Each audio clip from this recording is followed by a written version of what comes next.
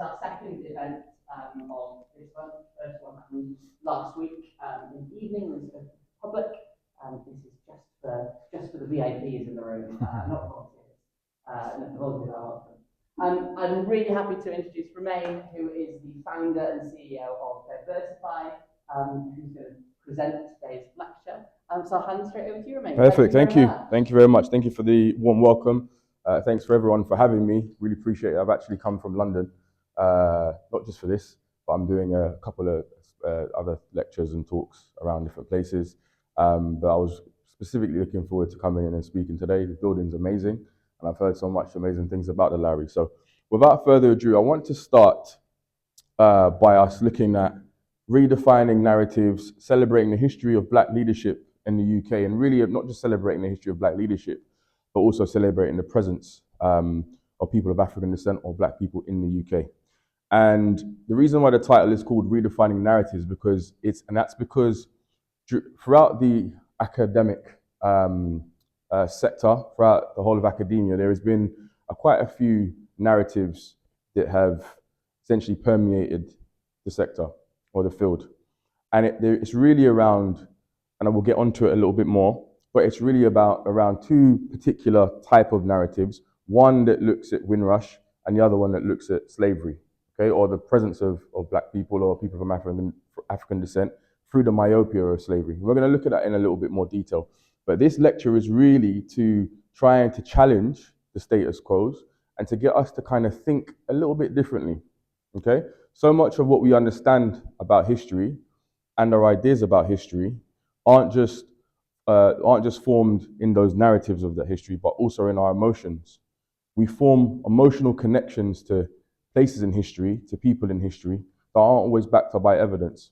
We then look for the evidence to drive our narratives, we then look for the evidence to inform our narratives, rather than allowing the evidence to drive our narratives. And I think that's one of the key things. We find ourselves having an emotional connection to parts of history, and sometimes there isn't the level of detail or the level of, evidence really needed to back up the assumptions that we have. So this session is really about challenging those perceptions, as well as being the CEO and founder of Diversify, which is an organization really set up to empower organizations to build diverse teams, to unlock innovation, as well as to create inclusive environments. I'm also a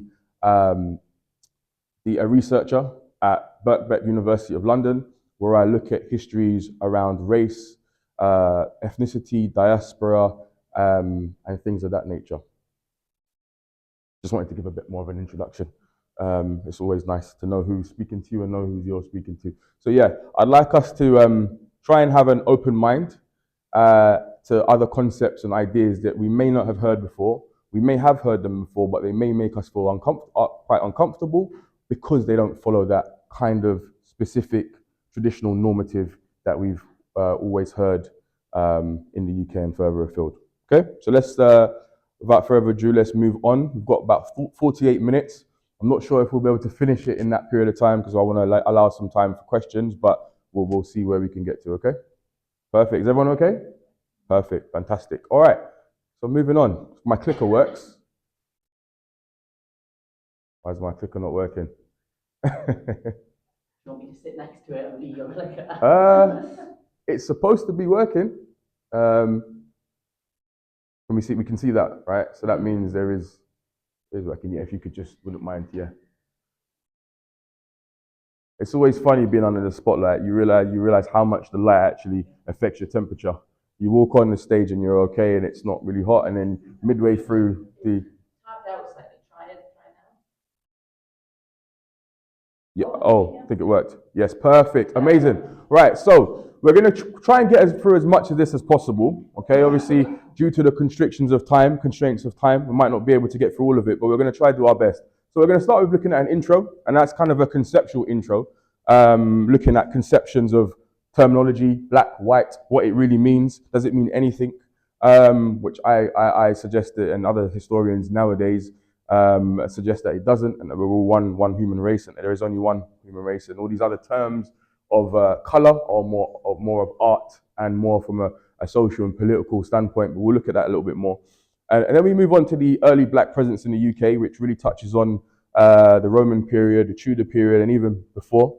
The abolitionist movement, Victorian era to the World Wars, post-World War II and Windrush generation, the civil rights and activism movement, which was very, very important here in terms of passing things like the Race Relations Act of 1965.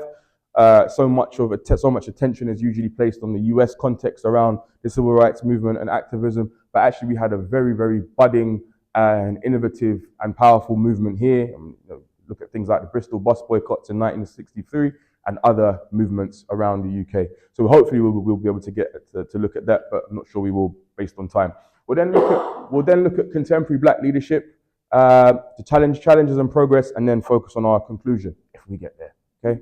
All right. Perfect. So black and white terminologies that we use to describe ourselves and people use to describe us. But what do they really mean?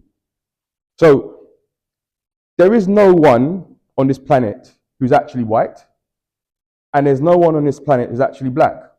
These are terms of color or art. Okay? They're terms that are driven by socio, political, and economic factors. They're terms that denote privilege, power, but don't really have much bearing when it comes to genetics. Okay? There is one human race, and we're all a part of it. Okay? The terms like red, yellow, they're even worse still. And these are terms that were denoted by people like John Frederick Blumenbach, Carl Linnaeus, Francois Berniers, and people who were around in the late 17th, 18th century, and were really the forerunners and the thinkers of what they call pseudo-scientific racism, which had a big impact on developments of ideas around the Aryan race or the master race, which the Germans then took on, the Nazi regime then took on to create this picture of them being the superior race. This was as a result or a product of pseudo-scientific racism, which denoted terms like black, white, yellow. Okay, so I think we should either, we could choose to reclaim these terms and have them in a more of a positive way, which the Black Power movement tried to do, in the 60s and the 70s.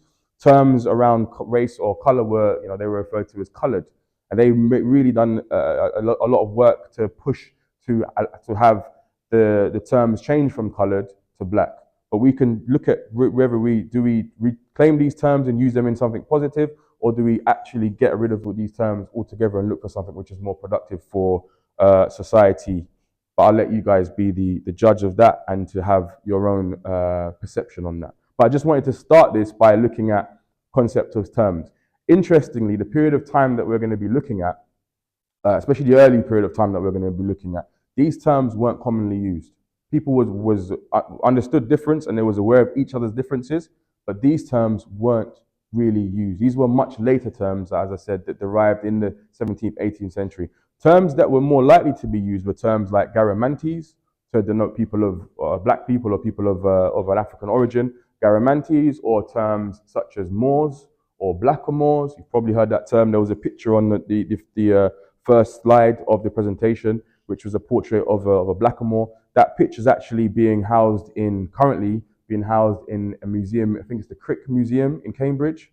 They're doing a special exhibition up until February, but that picture is actually borrowed from a museum in I think it's Denmark or the Netherlands. But we see pictures and images throughout the early modern period of black people of African descent throughout the period in different places, okay? And they're usually described as being Moors or blackamoors. These terms are very, very recent terms in terms of the context of history, okay? So next slide. So these are images of monarchs. These are images that denote the periods of time that we're talking about. So when we think of the Tudor period, we think of King Henry VIII, okay? When we think of the Victorian era, we think of Queen Victoria, okay? But we know from the Victorian era that it was the UK, England, the British Empire was a very, very, very diverse place, okay? Very diverse place. Britain at this time had the largest empire, and we know that there were many people from many different parts of Britain in the UK. So we can't take these images of Queen Victoria, Queen Elizabeth II, rest in peace. We can't take these images as the definitive image of Great Britain at those particular times. So if we can't take the bottom two images as the definitive image of Great Britain at that particular time, I'd like us to question whether we can take these other images, King Henry VIII, Queen Elizabeth I, can we take these other images as the definitive representation and perspectives of those times? And I'd like us to question whether we can. And this whole lecture is about challenging that idea. Okay? So let's move on to the next slide. The original inhabitants of Britannia, whether indigenous or foreign, are like most other countries unknown. This was a very famous statement, a very interesting statement, written by three different, or regurgitated in some way, shape, or form, or remixed by three individuals over about a 1,000-year period. It started with Venerable Bidet in the 7th century. We've got Richard Cirencester in the 14th century, and Francis Bacon, very, very famous in the 17th century. All very, very famous and important people in the spheres of, theory, thought leadership, philosophy, etc. They're all saying in this particular phrase or this particular quote that they don't know who the original inhabitants of Britain are. They're as confused as we have been and as we are. But some critics and historians would question whether, by them saying it, are they saying that it's not them? Or are they questioning and saying that it could be some other, or them as well as some other? I'll leave that open for us to draw our conclusions from in our own way. So what has been the narrative and what is the narrative?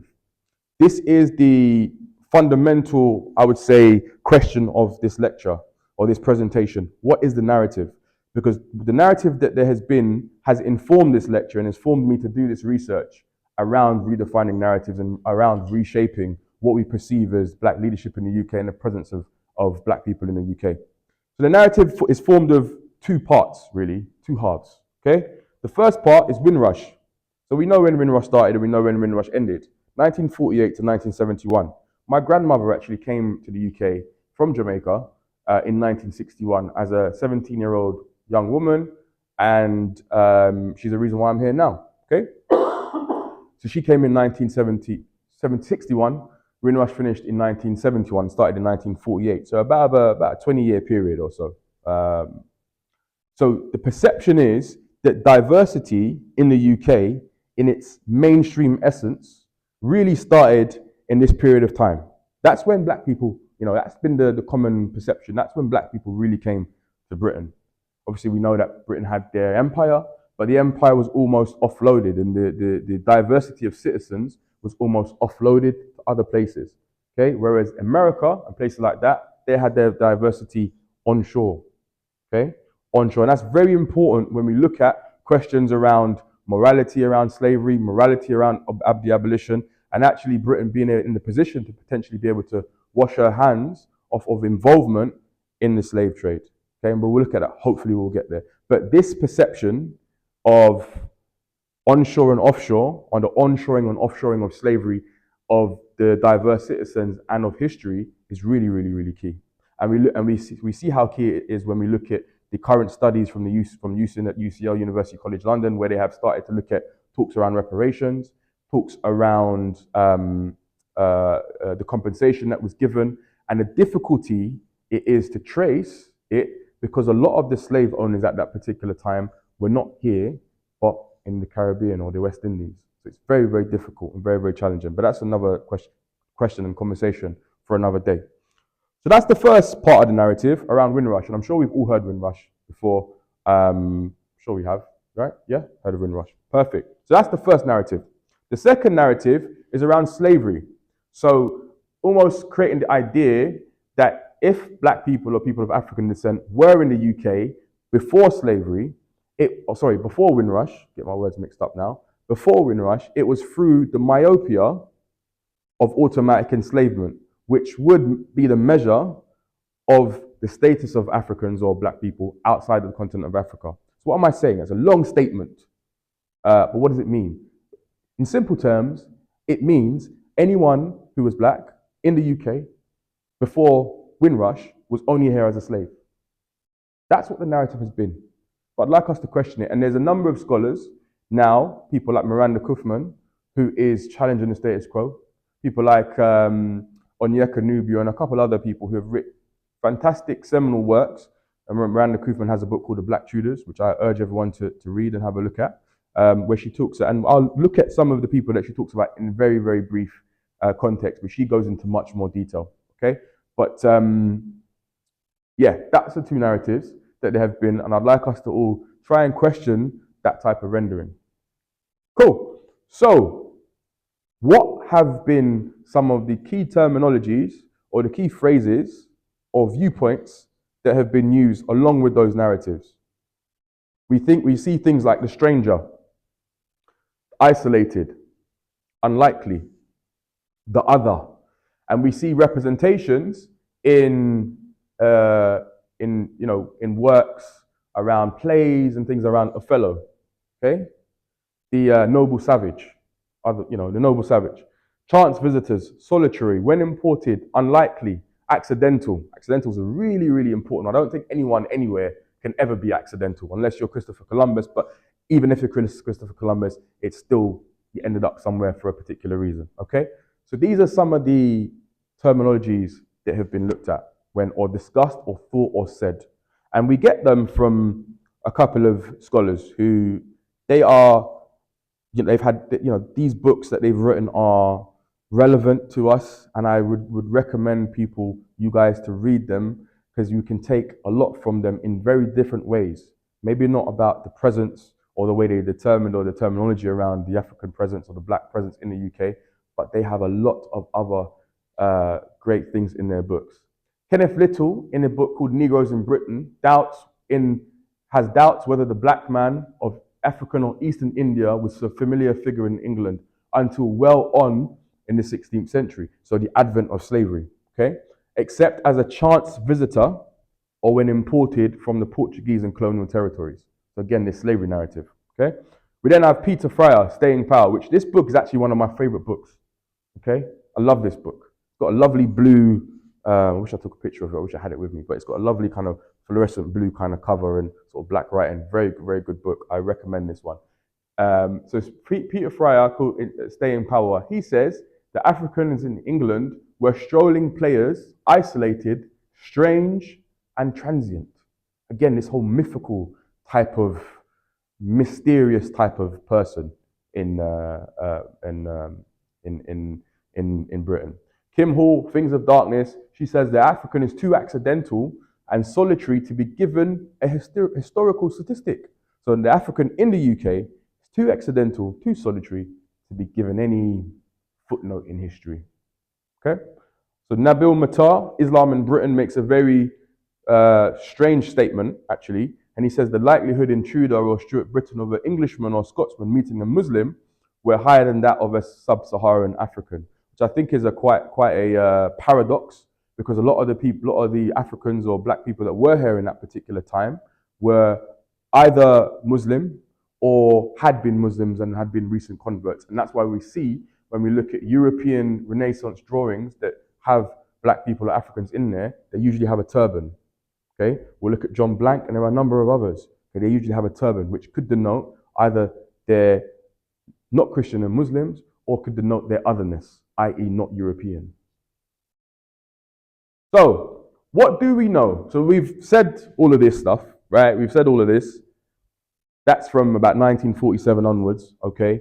Things have started to change now in terms of some of the narratives that are being written and discussed. But what are the things that we know now, currently? What do we know? What has people said that kind of challenges that narrative that I just spoke about previously? So we have Alfred J. Church, he wrote a very, very good book called Early Britain. In the 1896 edition, which I have copies of, screenshots of, PDF version, he said the island was inhabited probably at this time and certainly afterwards when we reach the historical period by different races of men. Yeah, kind of that same Venerable B.D. Richard Cirencester narrative. Okay, a bit ambiguous of who the original inhabitants were, and that there were potentially different races of men. We then look at Tacitus. Okay, Roman historian, wrote when he came to the UK after the Roman invasions. Obviously, there were two main Roman invasions. We had 55 BC, when Julius Caesar said, "I came, so I conquered." But we also have a later Roman invasion, which was the Roman invasion that actually not mattered, but the Roman invasion that actually had the significance that we know it did. And Tacitus said that the physical characters of the inhabitants of Britain differ much.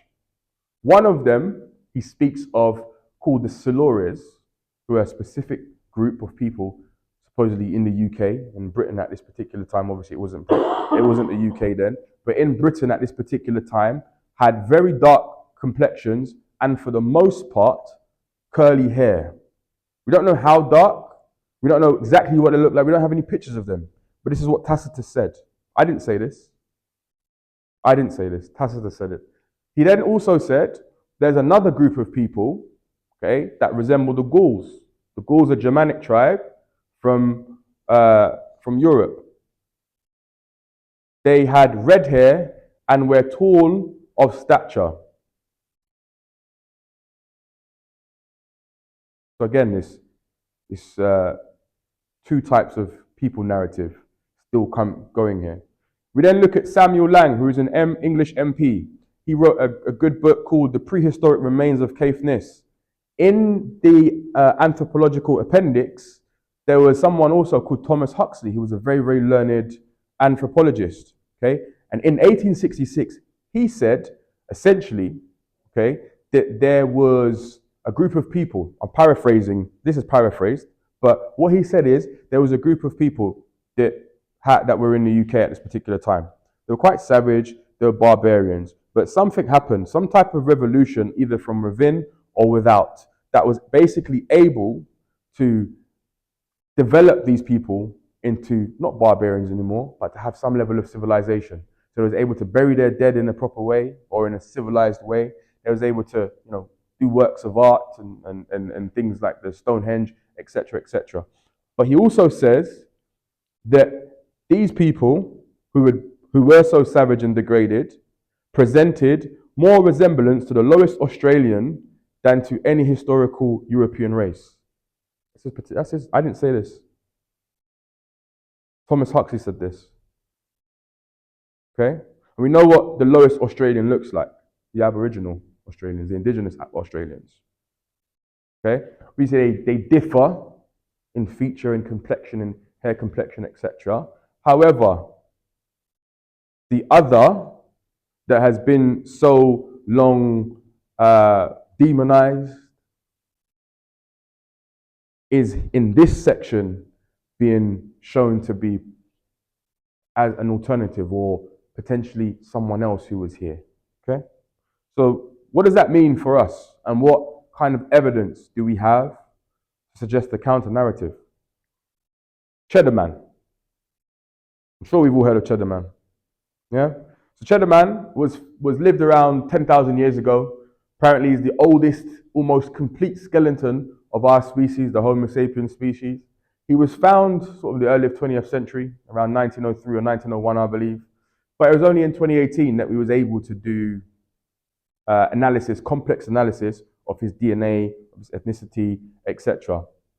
A number of scientists, academics, professionals from UCL, the Natural History Museum, DNA specialists, etc., then came together, done some complex analysis of his DNA, and was able to kind of make a model, I like to say model or a reconstruction, probably a better word, of what they thought based on his DNA, not just of hypothesis, what he could look like.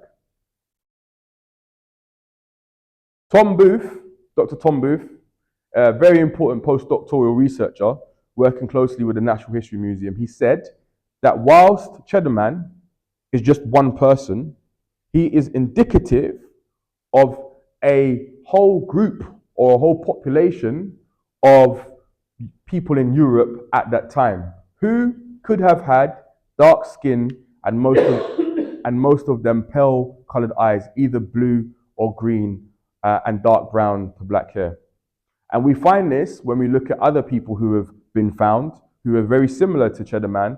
Someone called Lochbohr Man, discovered in Luxembourg, and someone else called Labrana, who was discovered in Spain. And these people were said to be a part of the Western hunter-gatherer group, okay?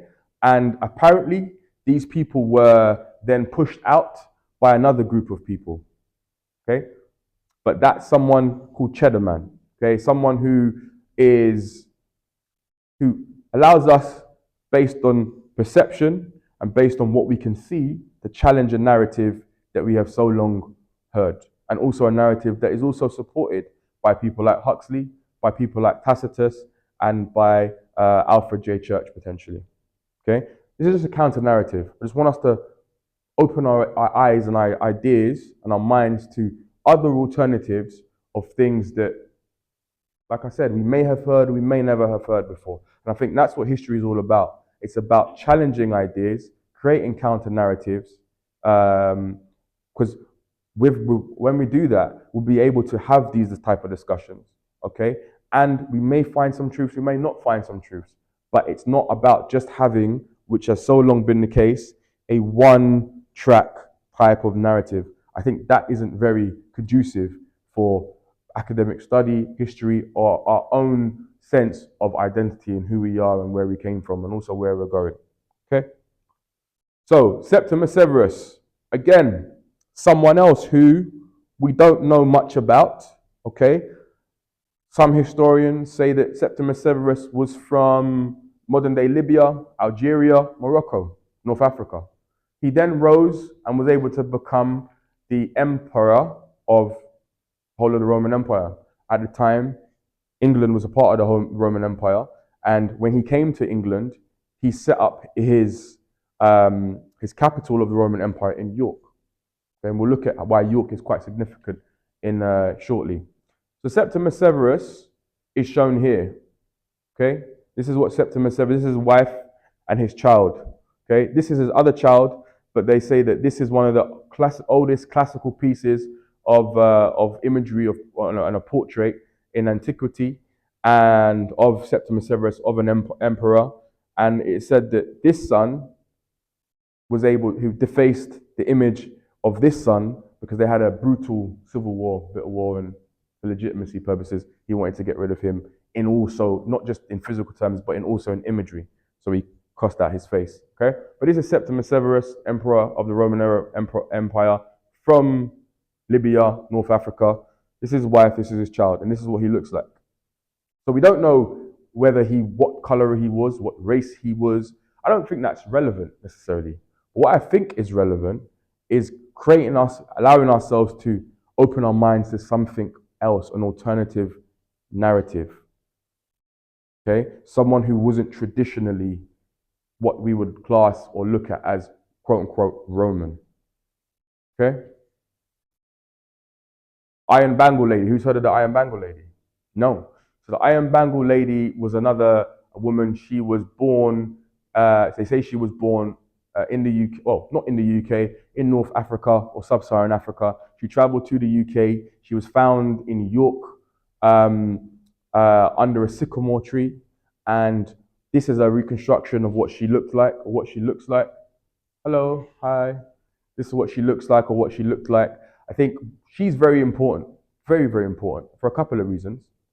I think one of the main reasons of her importance is because when she was dug up and when they looked at her graves, these are the items that were found in her grave. And we might think, oh, what's that? It's just a bit of glass and a bit of silver. What does that mean? What does that matter?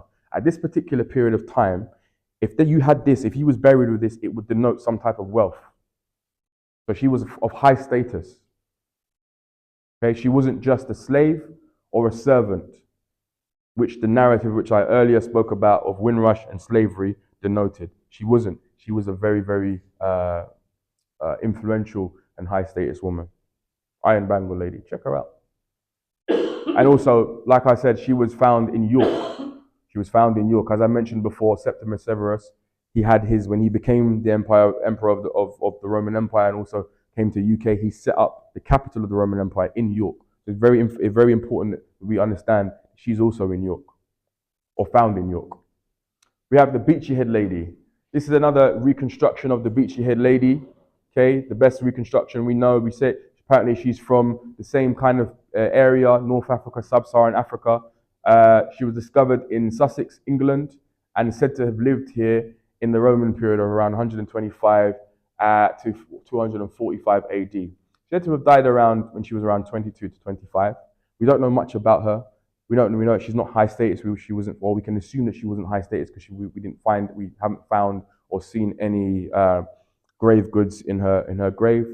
But again, there's no indication of her being a slave or in a servile nature. Okay, what's important is that it shows the level of diversity in the UK. Okay, and that narrative of Windrush and slavery, when we start looking at it and start doing our research and our reading, we find that that is just a narrative, one narrative, and actually not the definitive narrative or the only narrative. So we have people called Aurelian Moors. Okay, Aurelian Moors, the term Moor or Blackamoor, is quite famous by Elizabeth I, as we will come to see, and also by Othello, is a term of color to denote someone else or someone's otherness. Now, the Moors were a group of people. Some were from Africa, some were from Asia Minor. There were a whole collection of people that were in North Africa, but also the Iberian Peninsula. They conquered Spain, the Iberian Peninsula in 711, and they ruled there until about 1492. Okay, and some of these Moors some of these Moors were taken and became a part of the Roman Empire, and came to the UK with Septimus Severus, or even before Septimus Severus, as a unit, as a military unit who was able and who was set out to man the Hadrian's Wall. Okay, so they were a military unit that was there to man Hadrian's Wall. And within them, we know that there were accounts of a number of other black officers, soldiers, as well as some slaves, okay, as part of the Aurelian Moors around this particular period. And it's very interesting that archaeologists have unearthed a number of other skeletons around York between 1951 and 1959. So again, this whole York type of place as a really important place for an African or black presence starting to be reinforced now by a number of other discoveries, but the Aurelian Moors were one. We also know that there are Aurelian Moors in other parts of the UK as well, down south, around the Essex region. We know that they were stationed there also. So it wasn't just one group, there were multiple groups of Aurelian Moors.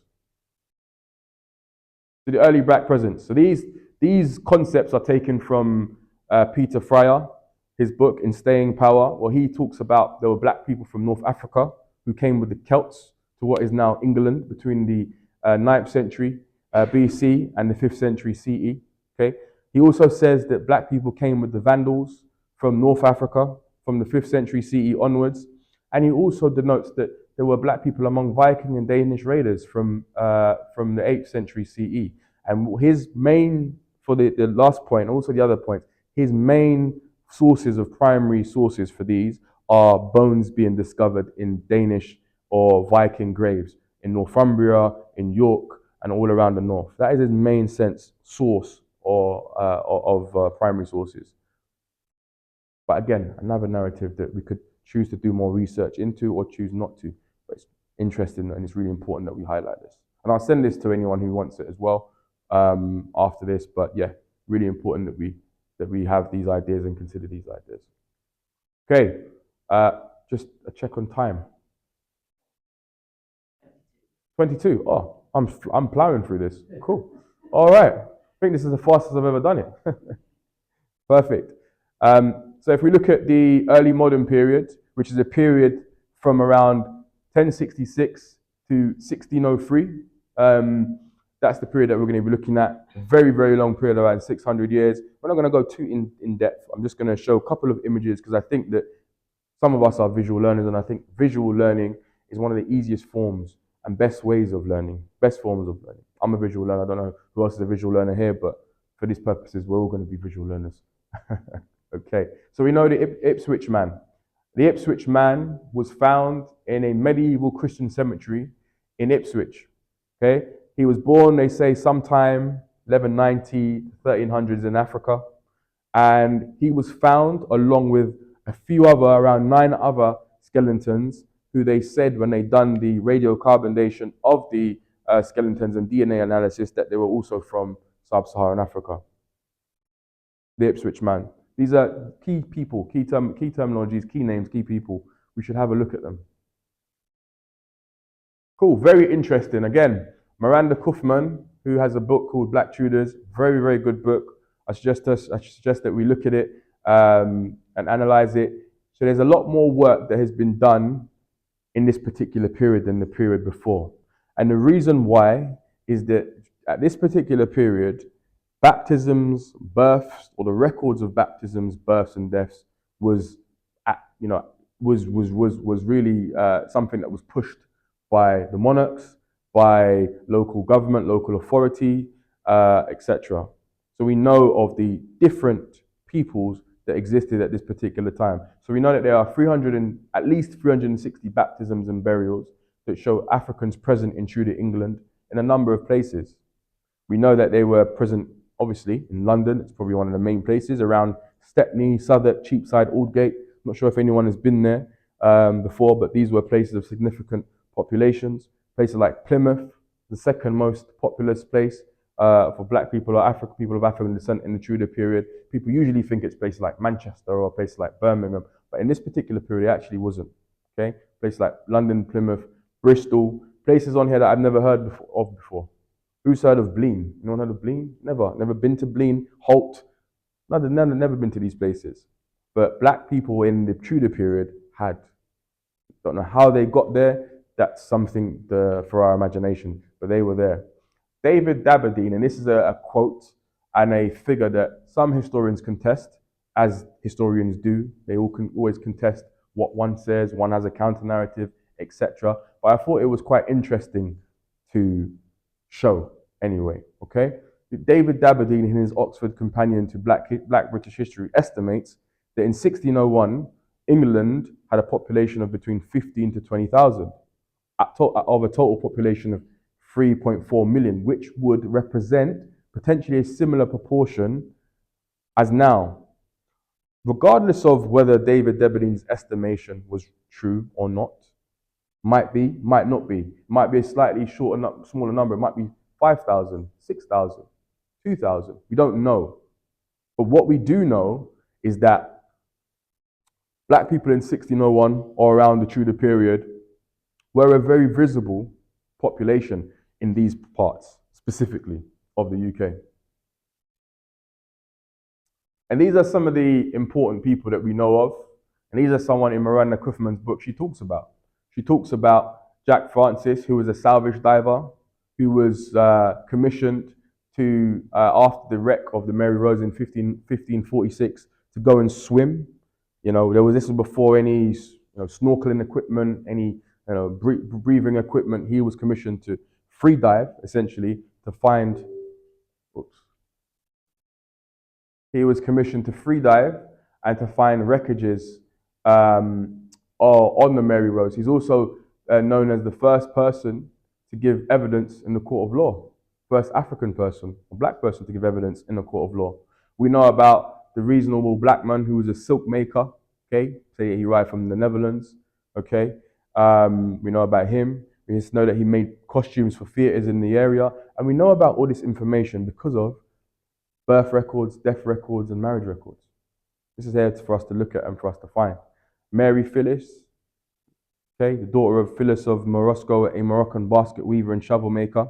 Okay, we know about Deirdre Durankwa, who is one of the. This is a very short paraphrase of her entry, which was written about her. But apparently, Durankwa was the son of a king, a ruler of modern Liberia. He arrived. His father sent him to the UK to study, to learn, and he was then baptized in London on New Year's Day. Okay, apparently he spent 2 years in England with a leading merchant.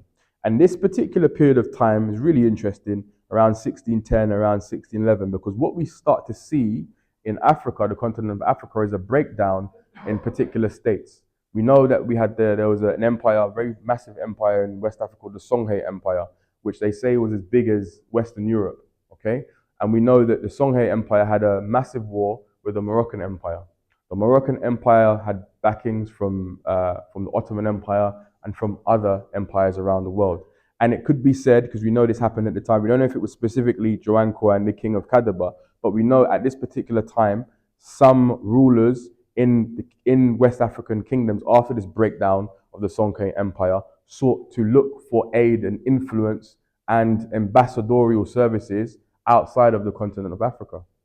And we know that there was a number of people, rulers, letters sent to some of the rulers in Europe. Potentially, we don't know, but this could be an example of that, or an example of an African kingdom trying to make some form of allegiance, and maybe solidify it by religion, by a baptism of their son, of his son, her son, to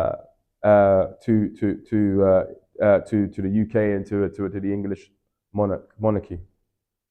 So these are some people we know about. And in terms of this month is around saluting our sisters. That's the theme of Black History Month this year, isn't it? Saluting our sisters. So what I wanted to do is I wanted to take a bit of time to focus on these two ladies, these two women who are, one is called Catherine of Aragon. It's not Catherine of Aragon, that's Henry VIII's wife. Not Catherine of Aragon, sorry. One of them is called Catalina de Cardons. Hopefully I'm pronouncing that right. And she essentially is been said to be Catherine of Aragon's lady-in-waiting or bedmaker. Okay, she arrived with Catherine of Aragon in October the 2nd, 1501. And we know that Catherine of Aragon was from Spain. We know that Spain was a very diverse, multi-ethnic nation at the time. And that was partly and parcel because of the Moorish presence there. Okay, so we know there were a number of other people who came with Catherine of Aragon when she came in 1501 to get married, okay? And we know that there were a number of other diverse people among her entourage, and one of these was someone called Oviedo, who was possibly the spouse of Catalina de Cardons, okay? Someone called Thomas More, who apparently referred to some of these members of her entourage as barefooted Ethiopians. Again, Ethiopians was another term denoted to use to describe black people or people of African descent at this particular time. Is everyone okay? Yeah? Cool. We've got about 15 minutes left, yeah? 10. Wow, I spoke for 10 minutes. That was really quick. All right. Well, we'll start to try and wrap up. And there's one more slide, and we'll try and finish on that slide and open it up for questions, okay?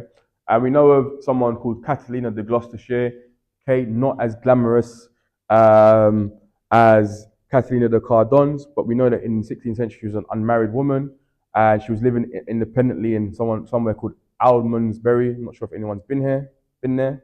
Nope. In Gloucestershire, she owned a valuable cow, and this cow was able to give her a sufficient amount of income from butter, from milk, etc.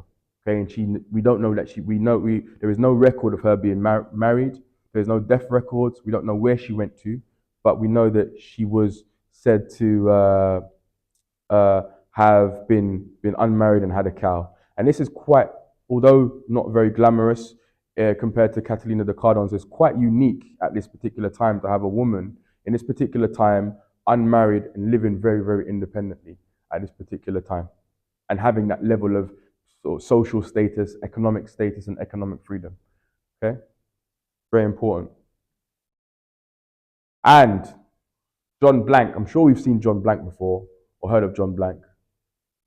No? Oh my gosh. Guys, it's disappointing. I'm joking, but that's what I'm here for. But John Blank is said to be one of, he wasn't born in 1501, 1511. That's when we know him from. Okay, this is something called a fantastic tapestry, which is an extract from the 1511 Westminster Tournament Roll.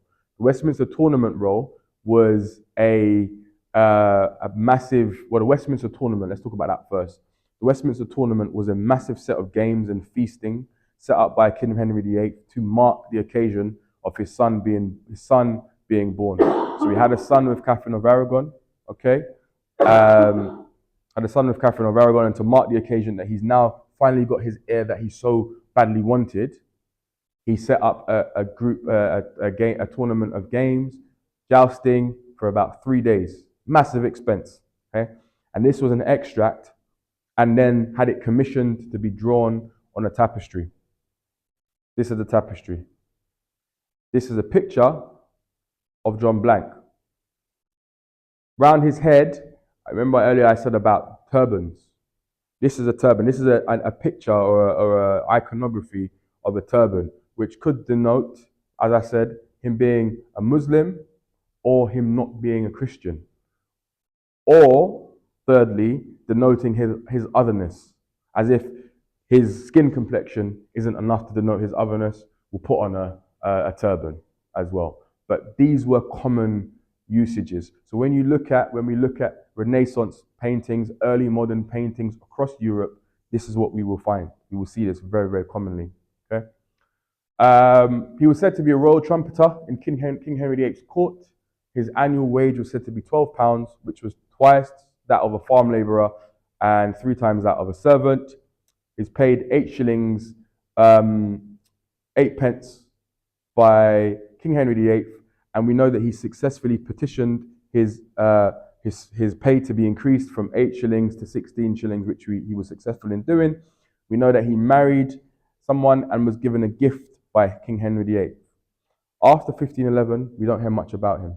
We don't know what happened to him. We don't know if he died, or we don't know if he left and went back somewhere, or we don't know. But he falls into nominal obscurity.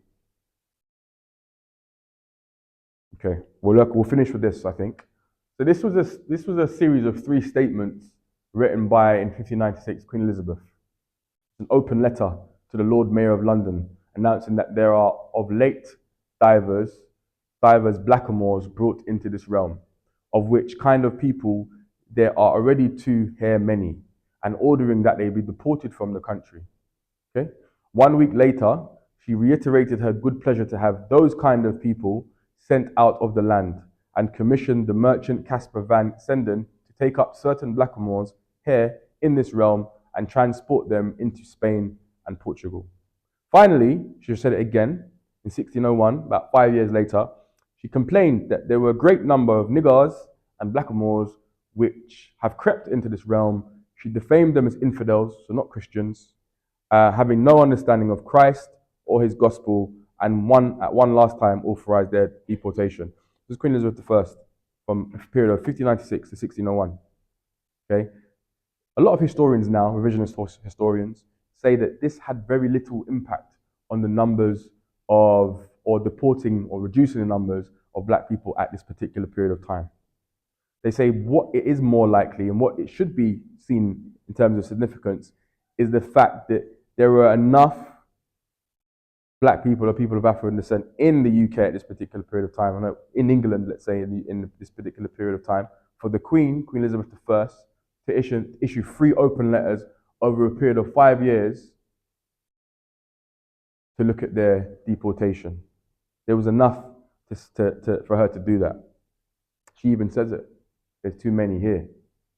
So what I would like us to do, we don't know all of all the people, we don't know all of them, we don't know all of their names, but we know some of them due to iconography, due to accounts, pictures, etc. So what I'd like us to do is to just have a bit of a think, okay, on what we've been told or what we think: Windrush, slavery, chance visitors, unlikely, accidental, and think about the journey that we've been on for the last hour or 50 minutes or so and what we've learned, and look at whether those notions, those normatives, those narratives are actually ones that are true or ones that may find root and have root in something else, some other type of discourse.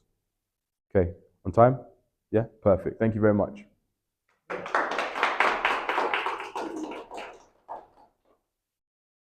Thanks so much, Romain. No worries. A couple of minutes. Okay. If you want to do questions. Yeah, sure. I'll do my best. Can I ask, I really enjoy it. I really thoroughly enjoy that. It's so fascinating to see you focus on individuals, on people. Yeah. Because someone like me, that really helps me get my head around. I work with art and the galleries and so on. Really interesting the way art galleries over the last 10 years or so have started to get portraits or certainly paintings out of their collections that they've had in collections for 100 years, maybe, that feature men and women with darker complexions, and put them on the walls, and suddenly there are all these. I went to the National Portrait Gallery a couple of weeks ago, it's just reopened, and suddenly there's all these individuals around the wall. Yeah. And it just makes me think how many more stories are Absolutely. What are your instincts that there are still lots more stories Yeah. of individuals to be found? Absolutely. I think this is part of a whole wider, almost revisionist narrative about looking at other stories, other narratives around different people at a specific place in time. So I went to the National Portrait Gallery or National Gallery the other day as well, and I saw a number of images around the adoration of the Magi. And in this adoration of the Magi, which is we almost always see, regardless of where we are in the world, whether it's in Denmark, whether it's Flemish paintings, whether it's paintings in Venice, wherever we are, we always almost see some type of some king that is an African king. We always see that. So I think pictures and imagery and iconography has been more of a part or more of a part in other parts of Europe in their pictures and their iconography, not so much in the UK, but I think we have it and it's there.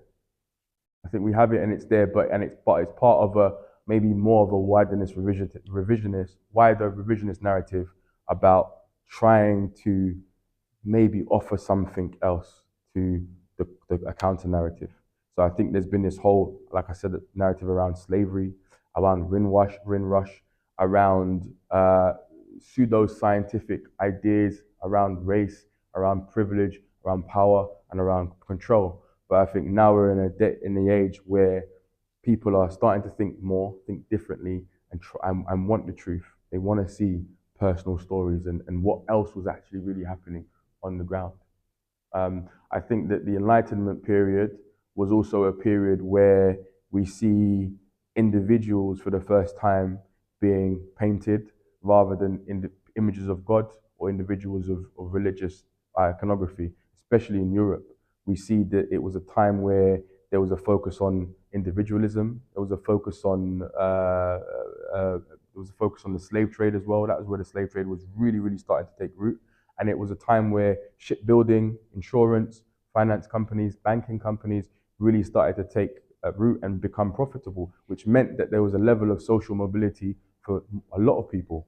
And those people who may well had been, lower social classes, for the first time could actually afford to get paintings and portraits of themselves.